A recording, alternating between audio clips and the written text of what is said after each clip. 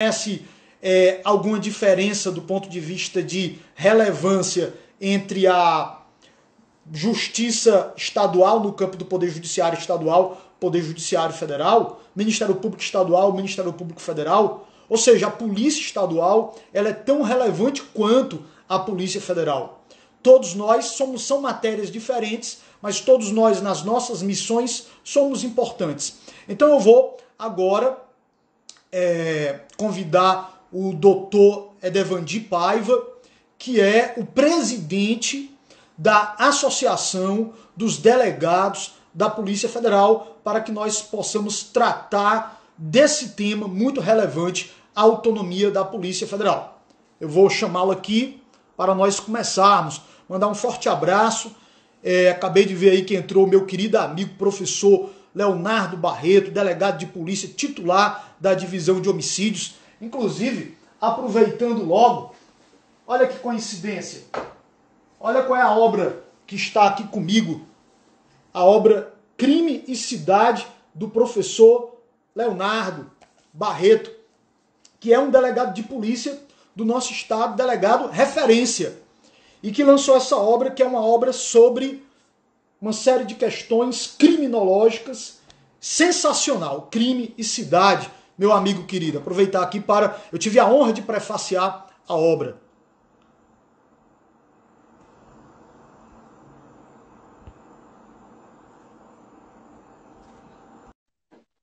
Eu acabei de aceitar aqui a solicitação do doutor Edevandi Paiva, presidente. Doutor Edevandi.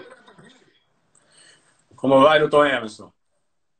Alegria imensa, a alegria imensa, é uma honra incomensurável, eu queria registrar essa honra incomensurável de fazer o debate com o senhor, que é delegado da Polícia Federal e presidente da Associação dos Delegados da Polícia Federal do Brasil.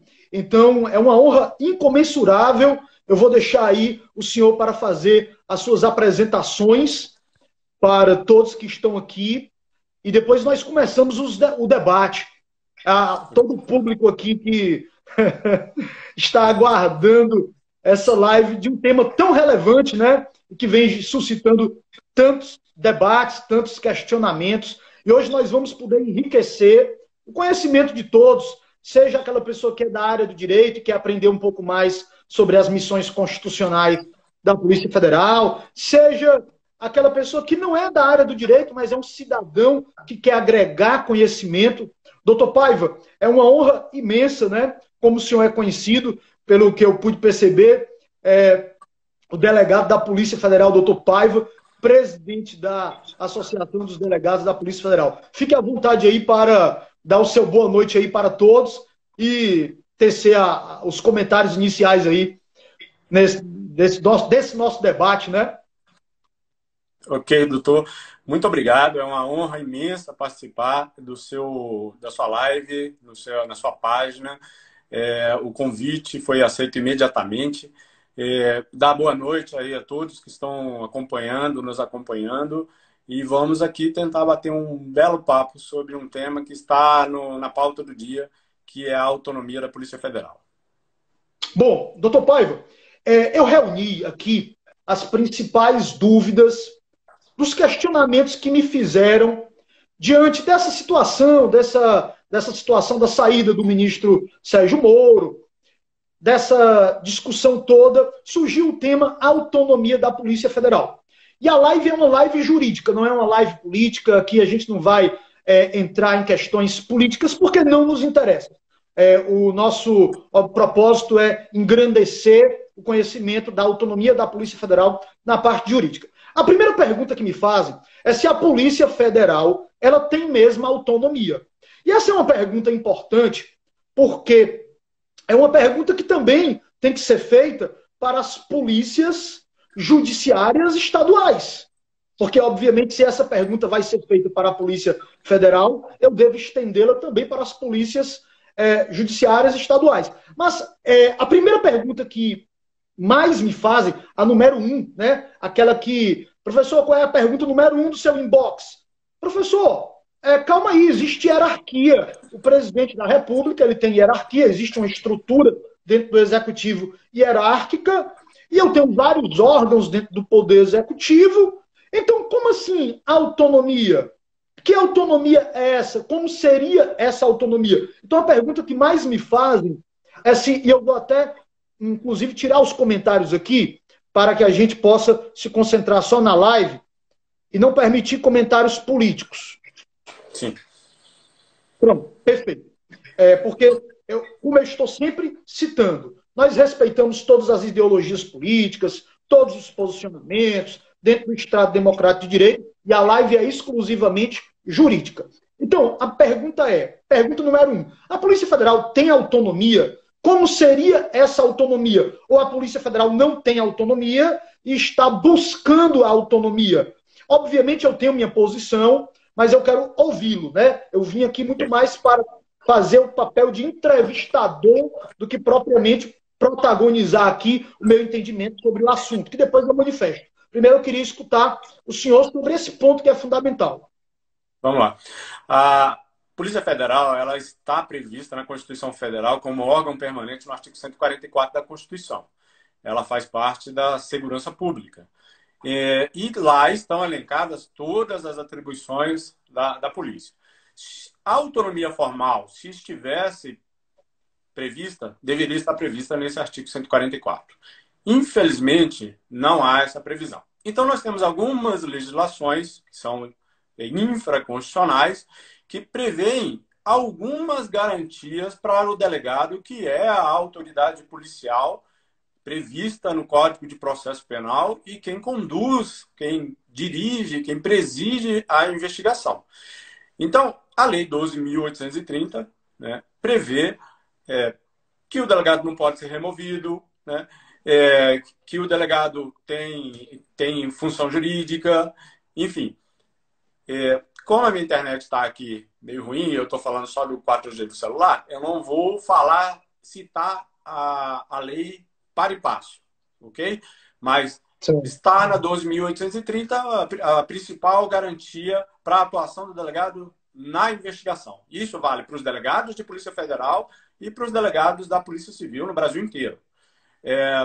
Então, essa é a garantia. Qual é o problema? Não adianta ter autonomia na investigação se você não tiver autonomia ao redor da investigação.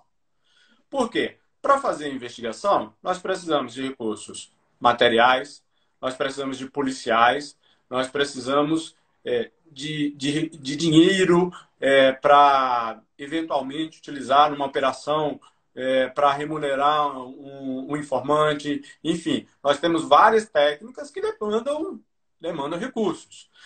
E na Polícia Federal, por exemplo, esses recursos eles não ficam na mão dos delegados, diretamente do delegado que faz a investigação. Eles ficam sob a coordenação do chefe. Esse chefe, ele ocupa um cargo em comissão.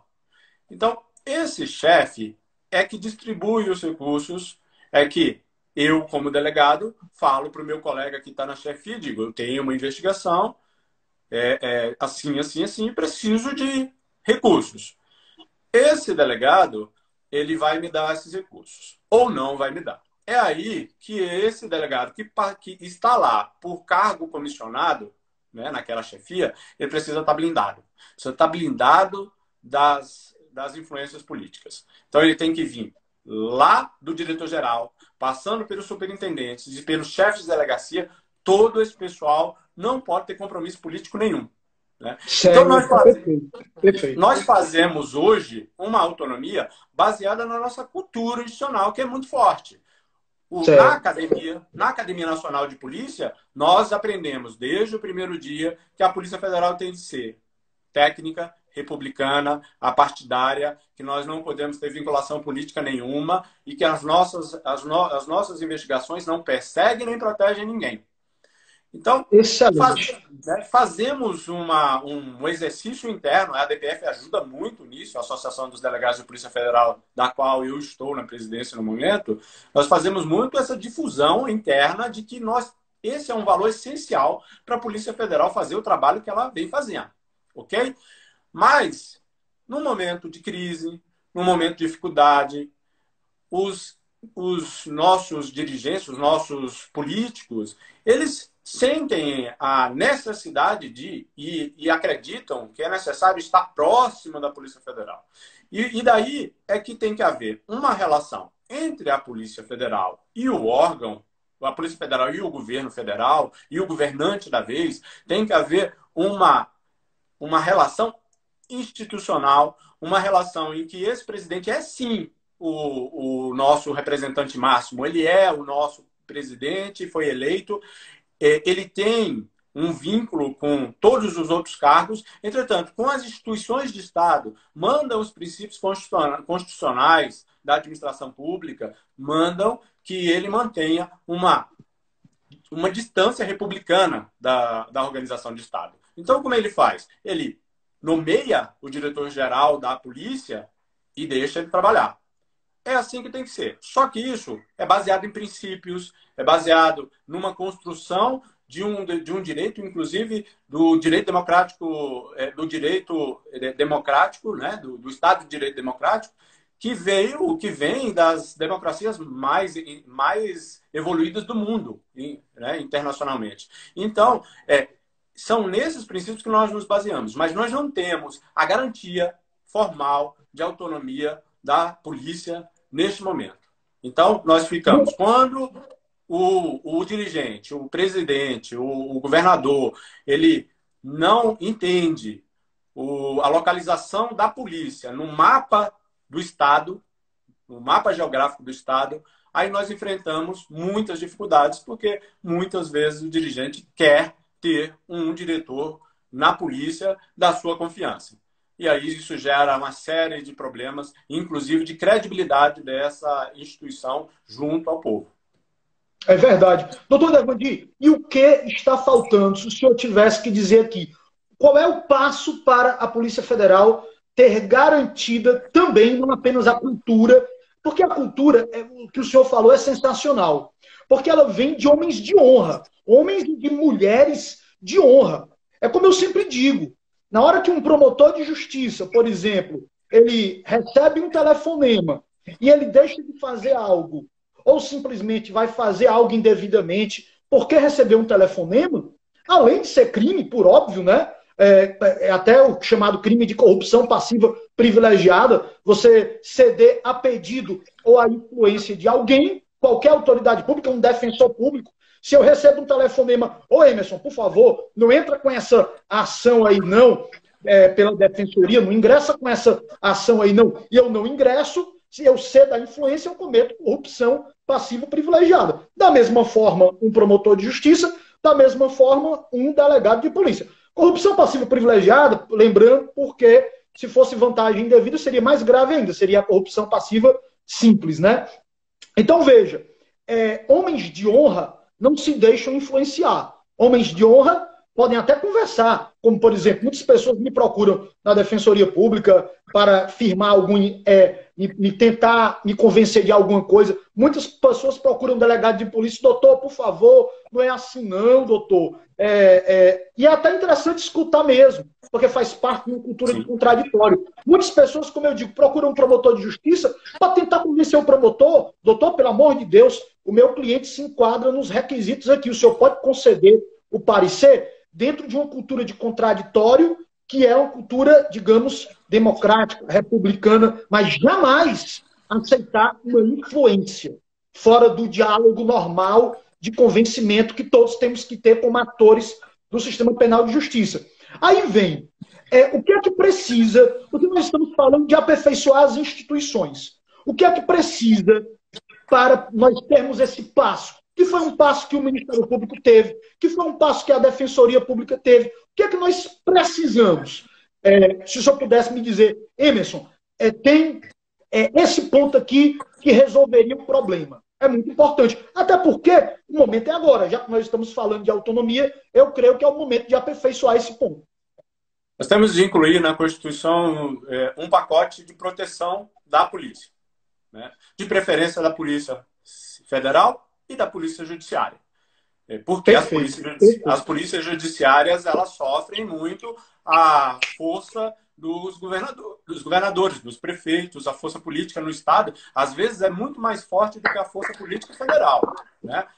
Nós também sofremos a nossa pressão. Então, vamos lá. O que nós precisamos? Nós precisamos inserir no artigo 144 da Constituição algumas garantias. A primeira delas, que os diretores gerais das polícias, os delegados gerais das polícias, tenham mandato.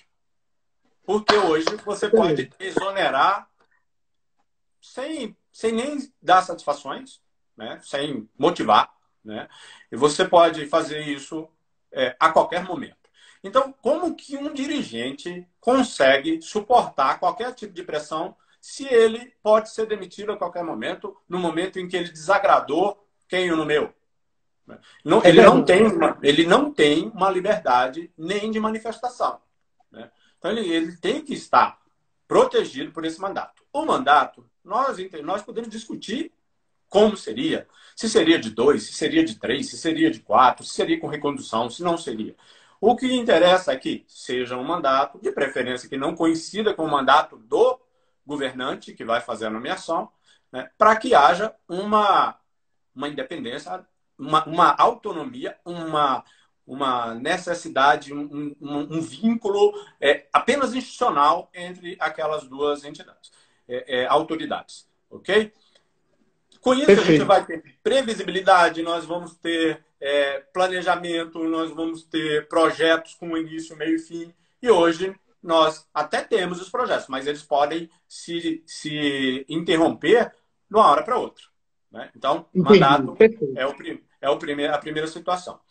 A escolha desse diretor-geral, nós entendemos que a instituição, no caso da polícia, os delegados, que são quem dirigem a instituição e que são os que podem se tornar diretor dessas polícias, eles deveriam apresentar para o governante uma lista daqueles que sejam os seus luminares, os seus que tivessem o melhor currículo, que tivessem a melhor preparação. Então, apresenta uma lista. Não interessa se sejam 3, se sejam 5, se sejam mais do que isso, mais uma lista em que o governante possa, daquela lista de todas as pessoas que estão prontas para serem diretores gerais, ele possa escolher uma, né?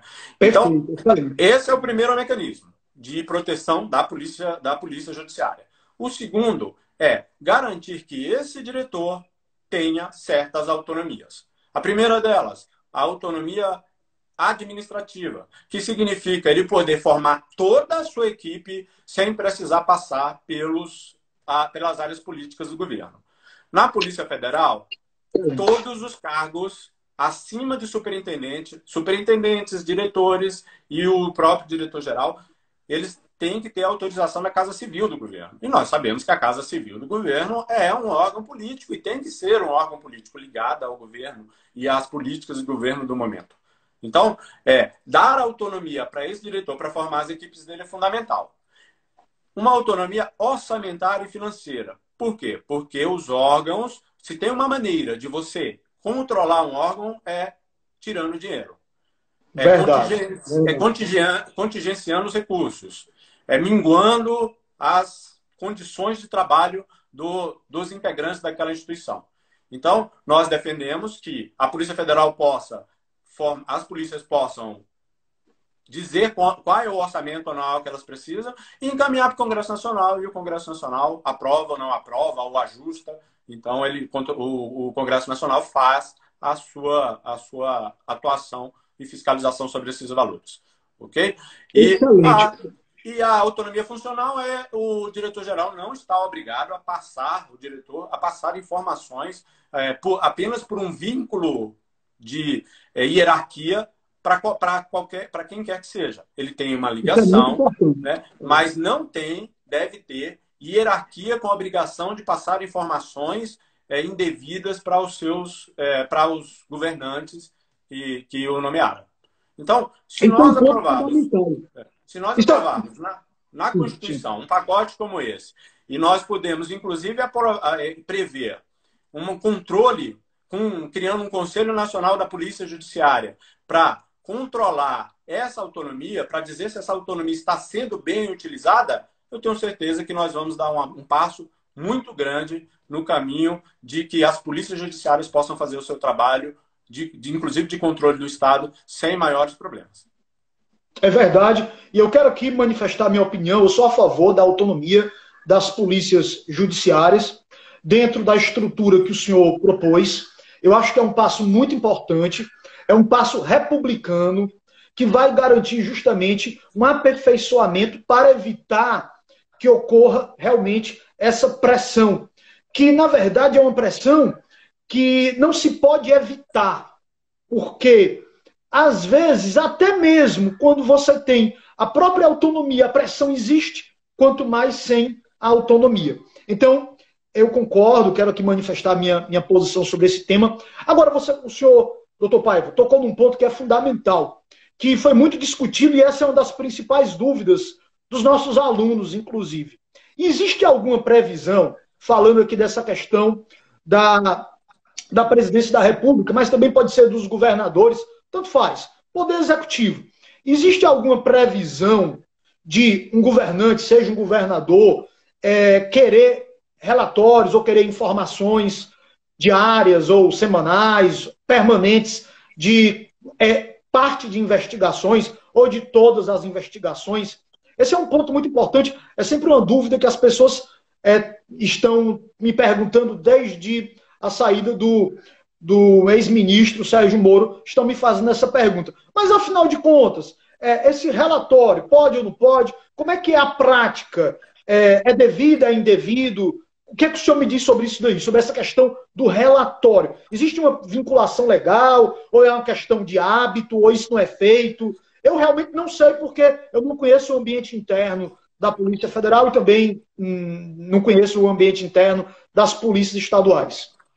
Eu vou falar primeiro sobre investigação criminal e depois eu vou dar uma pincelada sobre um assunto que apareceu muito agora, que é sobre os relatórios de inteligência, que também são produzidos pela polícia. E aí eu estou falando mais de Polícia Federal porque é mais a minha área. Okay? Então, a investigação criminal ela é sigilosa, segundo o que está previsto no Código de Processo Penal. Okay? Só deve saber. E na nossa, internamente, naquilo que nós aprendemos como doutrina policial na academia, existe uma palavra chamada compartimentação, que é só deve saber da investigação quem precisar saber, para que ela se desenvolva. Então, sabem da investigação o delegado que comanda, os policiais que fazem parte, os demais policiais que fazem parte da sua equipe, eventualmente, muito eventualmente, o seu chefe, que vai precisar dar os recursos. Daí a necessidade de que haja, e esse chefe não tenha comprometimento político nenhum. Eu posso só fazer que interessante isso. Eu quero só pontuar isso aqui, porque eu mesmo desconhecia. Então não é regra o chefe tomar conhecimento todo o tempo direto das investigações das equipes? Não, ele só sabe se ele precisar saber. Se você é óbvio que se você tiver uma relação saudável, você souber que aquele seu chefe é uma pessoa séria, e aí entra muito aquela história da cultura institucional, né? Se ela for saudável, é óbvio que você vai, inclusive, geralmente o chefe é alguém mais experiente, você vai compartilhar ideias com ele, você vai fazer o trabalho sem um assombramento maior, né? Agora, tem que haver a relação de confiança, principalmente numa instituição que não tem autonomia. Né? Então, ele não obrigatoriamente não precisa saber, só vai saber se precisar. Né?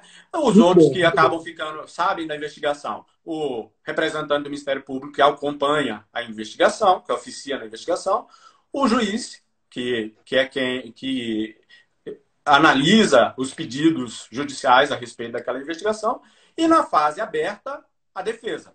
Né? Na fase em que já estiver deflagrado, os advogados têm acesso à investigação, né? Eles só não têm acesso à parte que está ainda com diligência em andamento para não prejudicar a investigação. Então, fora disso, mais ninguém. Né? Apesar de o presidente e o governador serem a autoridade máxima, eles não há previsão legal para que eles tenham acesso a essa investigação, mesmo que eles queiram. Entendi. Excelente, excelente. Pontuar esse ponto é muito importante. Muito importante. Isso é fundamental para o andamento das investigações, e na Polícia Federal é mais ainda, porque a gente trabalha muito com desvio de recursos públicos, com corrupção, e ela muitas vezes chega aos próprios integrantes do governo ou chegam a inimigos dos integrantes do governo. Então, não é interessante que eles saibam dessa investigação, porque podem ter interesses políticos e vão atrapalhar a investigação. Não há necessidade deles saberem dessa investigação. Aí eu queria tocar um pouquinho só nessa parte de que falou-se muito nos últimos dias sobre os relatórios de inteligência, né? A Polícia Federal e as polícias, geralmente, das judiciárias, fazem trabalho de inteligência para resguardarem o órgão ou as investigações que estão em andamento. Então, eles ficam sabendo ali quem é que está querendo atrapalhar, quem é que está perguntando aqui, quem é que está perguntando ali, tentando interferir, se tem alguém querendo preparar um ataque à rede de computadores, por exemplo, do órgão, enfim. E sabem também algumas situações mais gerais, como um ataque, vamos falar, um ataque de uma organização criminosa a uma cidade, né? E aí essa informação ela vai ter que passar para outros órgãos, inclusive para o governador ou para o presidente. Só que a polícia ela não apresenta um relatório diariamente a ninguém. Ela coloca num sistema chamado Sistema Brasileiro de Inteligência, e aí a informação chega pelos fluxos até a ABIN, porque a ABIN é que é o órgão de assessoramento de inteligência do governo, do presidente, né, federal. Na área estadual deve ter o órgão de inteligência, mas eu não saberia dizer nos 27 estados quais são, né? Mas no federal é a ABIN. E é a ABIN que é o órgão de assessoramento que faz essa informação todos os dias para o presidente. Então, a polícia não é órgão de assessoramento da presidência para informações de inteligência. E sim a ABIN, mas já existe um fluxo, inclusive lei prevendo esse fluxo, lei aprovada, se os alunos quiserem dar uma olhada, procurem Lei do Sistema Brasileiro de Inteligência, que vão encontrar todo o regulamento a respeito. Perfeito, perfeito, excelente. E um ponto que o senhor tocou, que é fundamental, é essa questão que é muito importante da cultura da Polícia Federal. Essa cultura de homens e de mulheres honradas que não vão admitir que uma investigação vá por aqui, ou estanque aqui, porque tem outros interesses. E é muito importante que as pessoas saibam disso, porque nós estamos falando de uma das instituições mais honradas desse país e que muito orgulha o Brasil. A Polícia Federal muito orgulha o Brasil, diga-se de passagem. E eu até fiz um post hoje, porque alguns alunos me enviaram os posts falando, olha aí, a Polícia Federal recebendo influência na época de governos anteriores. Daqueles posts fake news, malucos, falando da violação da gravação do áudio da ex-presidente Dilma. Aí eu disse, meu Deus do céu, o que é que a Polícia Federal tem a ver com áudio e divulgação de áudio e misturaram com a Polícia Federal? Então isso é muito importante, porque nós temos uma história. E você conhece as pessoas pela história. Nós conhecemos um país pela sua história. Nós conhecemos um povo pela sua história. Tanto se você quiser aprender sobre algo, você vai ter que estudar a história de algo. Por exemplo, direito penal. Quem quiser estudar a história do direito penal e saber o que é a história, tem que ler Nelson Hungria. E por aí vai. Então, a Polícia Federal, há pouco tempo, simplesmente foi responsável pelas investigações mais importantes do Brasil, que levaram à prisão de pessoas do alto escalão de poder. Então, sabe aquela coisa de, meu Deus, é uma instituição que colocou a ferro e fogo a prova da sua honradez e da sua independência. E, obviamente, a instituição é a mesma. E essa cultura é a mesma. Então, o que era antes vai continuar sendo. Então, eu queria que o senhor tocasse nesse ponto, que é um ponto fundamental, que é um ponto de honra, que muitas pessoas não sabem, que a Polícia Federal, há pouco tempo, chegou ao alto escalão do poder. E vai continuar, por óbvio, porque não existe seletividade. Eu tenho até uma frase que eu sempre digo, meus amigos, eu sempre digo para os alunos, a vida é assim. Quem for de vidro que se quebre. As Sim. instituições existem para isso. A democracia só vai se fortalecer dessa forma. Eu queria que o senhor tratasse desse ponto que é fundamental. A Polícia Federal no aspecto da sua independência, né? A sua visão, né? Bom, a Polícia Federal tem essa cultura institucional e as pessoas perguntam muito. A Polícia Federal sofre e algumas já sofreram dores da polícia, sofreu intervenções, já sofreu